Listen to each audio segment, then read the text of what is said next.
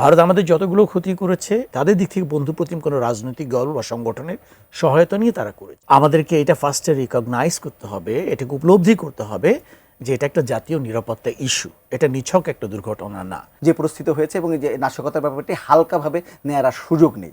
আমি আরেকটু সেখানে যোগ করবো যে এই যে আগুন লাগলো, এখন কি আসলে আমাদের সব প্রস্তুতি মনোযোগ আবার আগুনের দিকে চলে যাবে, আরেক অন্যভাবে নাশকতা হইতে পারে, সেটা হয়তো আমরা ভুলে যাব। সব কিছু মিলে আসলে করণীয়টা কি?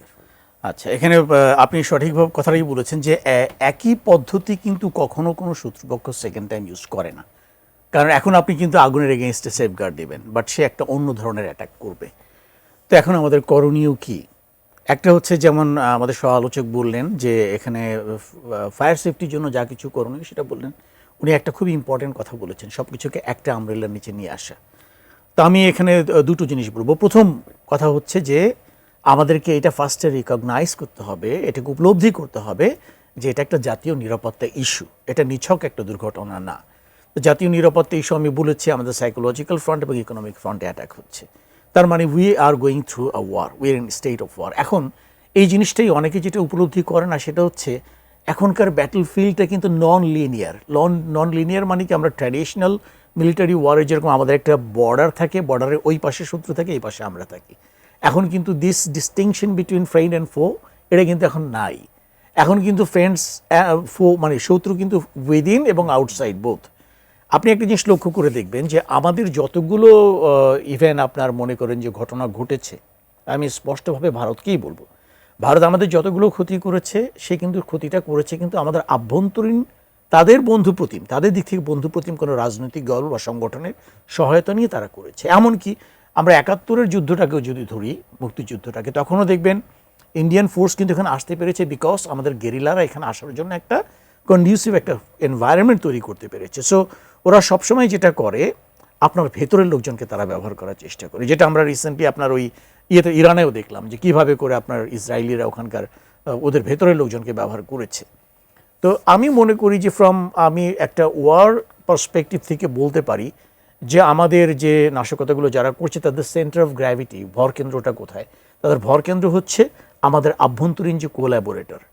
একটা কোলাবোরেটর কখন কোলাবোরেট করে?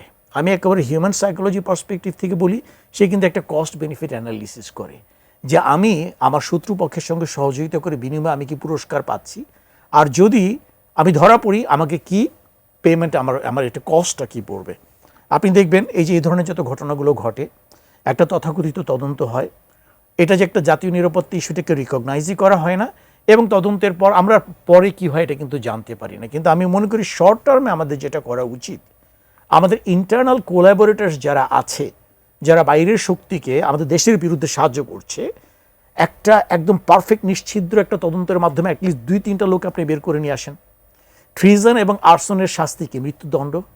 সো লেট দেম ফিল এই যে ট্রিজন এবং আর্সনের মিনিমাম কস্ট হচ্ছে ডেথ সেন্টেন্স। ইরানেও তাই হলো। আপনি অন্তত ২-৩টা কেসে আপনি মনে করেন প্রত্যেকটা প্রতিষ্ঠানে গিয়ে তো আপনি মনে করেন এভাবে করে লোক দিয়ে গার্ড করে রাখতে পারবেন না। ফায়ার সেফটি ড্রিল আপনি কত করবেন? ফায়ার হওয়ার পরে তো fire safety drill. There could be number of other means of doing a sabotage. এটার জন্য কী করতে হবে? ফার্স্টে ওরা যেরকম আপনার সাইকোলজিক্যাল ফ্রন্টে অ্যাটাক করেছে, আমাদেরকে অ্যাটাক করতে হবে ওদের ইন্টারনাল কোলাবোরেটরসদের সাইকোলজিক্যাল ফ্রন্টে। একটা কেস সুষ্ঠু তদন্ত করে ২-৩ জনকে বের করে নিয়ে আসুক, ডেথ পেনাল্টি দেওয়া হোক, একদম পাবলিকলি এক্সিকিউট করা হোক আইনি আওতার ভেতরে থেকেই। তখন কি হবে? তারা বুঝতে পারবে the cost of treason and arson is nothing less than death penalty. এটা যখন হবে তখন কোলাবোরেটর কিন্তু next time they will give a second thought যে আমি ওদেরকে সহযোগিতা করতে যাচ্ছি, কত টাকার বিনিময়ে করতে যাচ্ছি, যদি আমি ফেল করি, যদি আমি ধরা খাই, তাহলে কিন্তু আমার লাইফটাকেই দিয়ে দিতে হবে। এই ফিয়ারটা তাদের মধ্যে ঢুকাতে হবে। এটা হচ্ছে immediate measure. Long term measure আমি কি বলবো সেটা হচ্ছে আপনার উনি যেটা একটা সিঙ্গেল আমব্রেলার ভিতরে বললেন, আমাদের আলাদাভাবে ফায়ার ডিপার্টমেন্ট আছে, আমাদের একটা দুর্যোগ ব্যবস্থাপনা ত্রাণ মন্ত্রণালয় আছে, আমাদের মিলিটারি আছে, আমাদের নাম্বার অফ অর্গানাইজেশনস আছে। যখন কোনোখানে একটা হয়, আপনার মনে করেন যে বন্যা হয়, এক ধরনের লোক ছুটে যায়।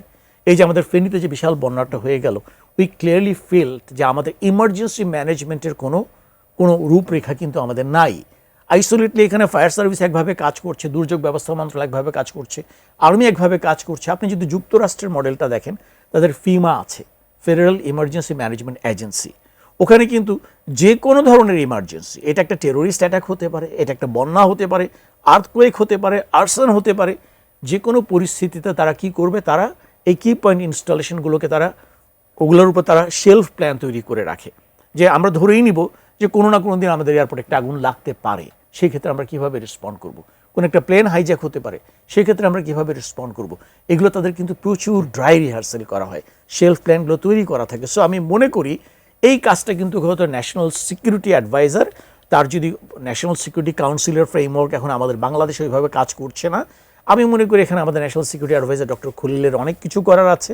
এই জাতীয় নিরাপত্তা ইস্যুটাকে ওনার ফার্স্টে রিকগনাইজ করা উচিত এবং ওনার বোঝা উচিত, একটা থ্রেট অ্যাসেসমেন্ট করা উচিত যে সাবসিকুয়েন্টলি আমাদের থ্রেটটা কী ফর্মে কোন দিক থেকে আসতে পারবে এবং আসতে পারে এবং এটার জন্য আমাদের প্রস্তুতি লেভেলটা কী থাকা উচিত।